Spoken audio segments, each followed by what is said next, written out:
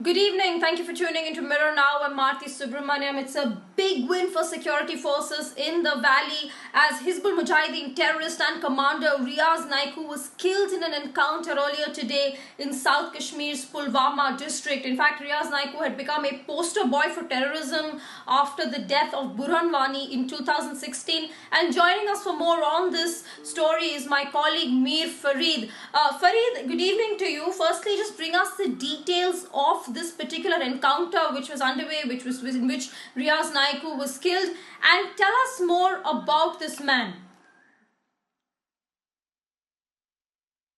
Arti, this operation started yesterday in the afternoon. The security forces had this input that these two militants who have been killed are hiding in that particular area. And post that, the operation was launched, and we know that now, after close to 24 hours, two militants have been killed. But more importantly, as you rightly said, it is Riyaz Naik, the operational chief of the Hizbul Mujahideen, someone who was active from the last 10 years, and it's a long time to survive as far as Kashmir Valley is concerned. So that is something that is happening. And as far as this operation is concerned, as I said, there was a house in which they were hiding, and these militants, the security forces went in 4 or 5 times. They couldn't find him. It was a very well concealed hideout that they were in, and finally his luck ran out. The hideout was busted. There was an exchange of fire in which he was killed. A big dent, big jewel to the Hizbul Mujahideen. There's no doubt about it. He was their operational commander, main man who was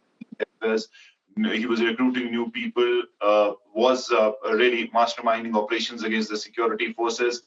So, in multiple ways, as I said, it is a big success. But again, it is another milestone.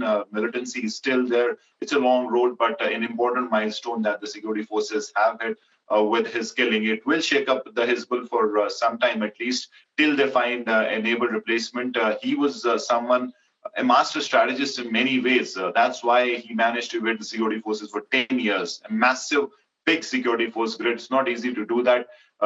Two important reasons for that were: one, he never used mobile phones.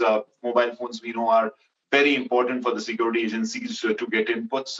90% of operations happen through mobile phone surveillance. And number two, he also did not trust many people on the ground. So these two things really ensured that he continued for such a long time, but finally his luck ran out and he has been killed. Another of his accomplices has been killed in some time. We'll get to know his identity. But as it is a massive operation, so the security forces right now are in damage control mode, or should I say, control fallout mode.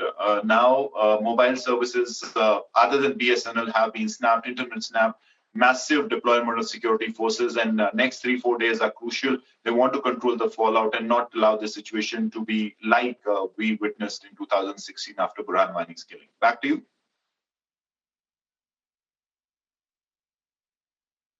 Farid, thank you so much for bringing us those details. Certainly a huge win for security forces. A top commander, a top terrorist of the Hizbul Mujahideen being killed in an encounter, and the situation on the ground currently, as Farid was just telling us, is that mobile and internet services have been snapped. We'll keep a close eye on the story as it develops.